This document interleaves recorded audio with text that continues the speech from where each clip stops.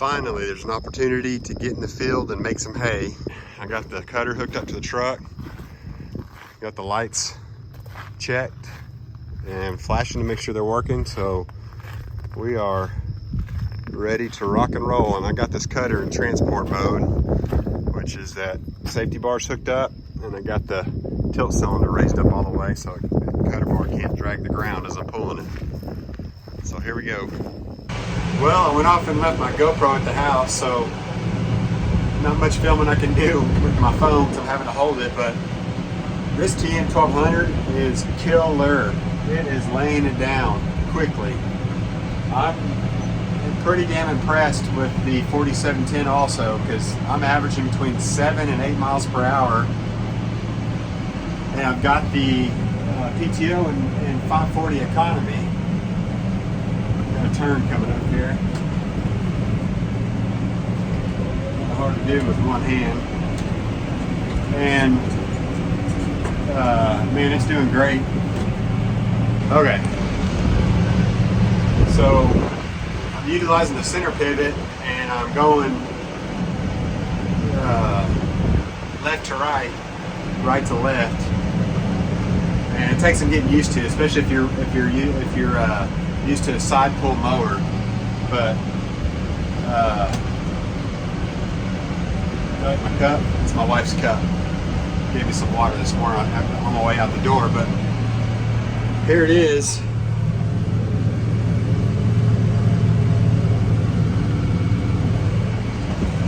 And it's doing great. Let me show you how the tractor's handling it. So right now I'm averaging, it's a little bouncy, 7 miles an hour, or 6.8 miles per hour. I've done 27.5 acres, and I've been at it for about 2.5 hours.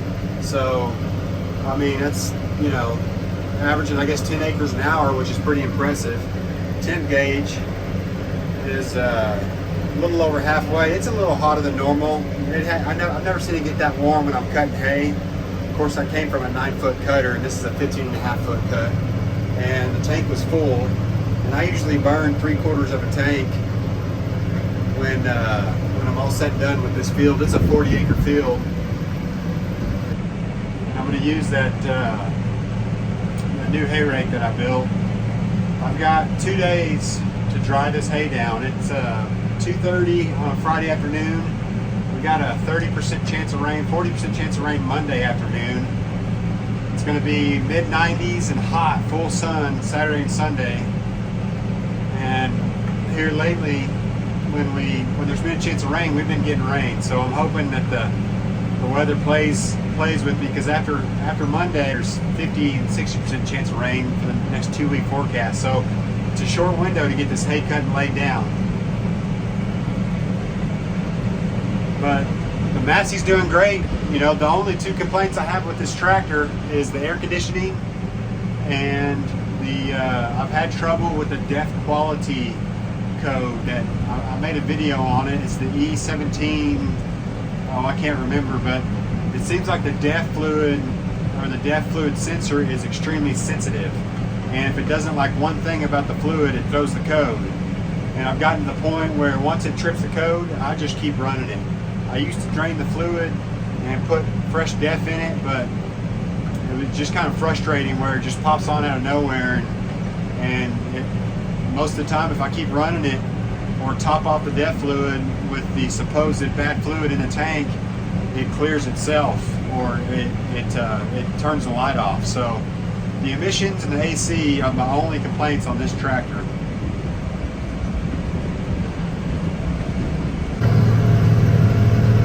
So anyways, this mower, man, it is well worth the investment. If you have a lot of hay to do, it really lays it down. You know, if you get your used one and work on it like I did, or if you want to spend the money, these things brand new are $52,000. You know, I got about $25,000 total into this one, a used one. But it is, man, it just really lays it down quickly.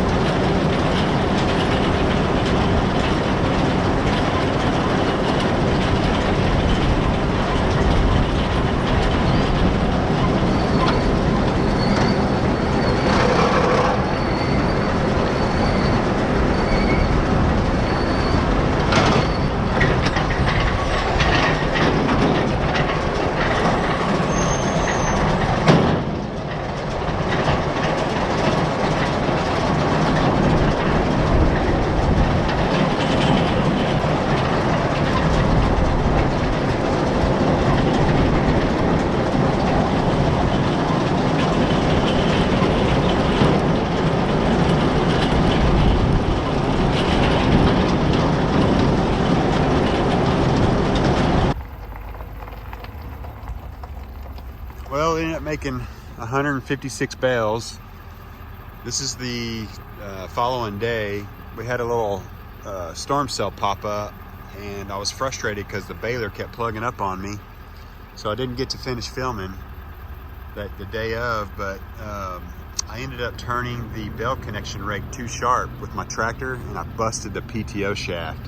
And I'll show you guys here shortly what happened. But you know, I thought it would make more than 200 bales. I was a little disappointed, but first cutting's not bad, and the pasture's already greened up, and we got more rain on it, so second cutting's gonna be a lot cleaner, and hopefully it'll still make a lot of hay. But